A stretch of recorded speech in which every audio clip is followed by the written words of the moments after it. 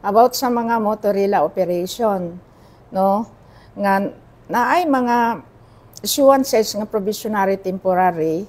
So kana wala gid nato nagialaw karon tungod kay walay balaod nagtugot ana. So akong gipanawagan na kung naamong naghawid ana nya ga-operate mo, palihog dili lang sa mo mag-operate and kana nga mga issuances ibalik ninyo dinhi sa opisina sa municipal administrator. So mapinalize po sila, dako po kay 2.5 base sa balaod, no, 2.5. Imprisonment pa man gani, ma-impound ila ang kuan. So ako naluoy pod baya ako sa mga operators nga naning kamot in taon mga masayro, pero kining tanan ato ning A+star.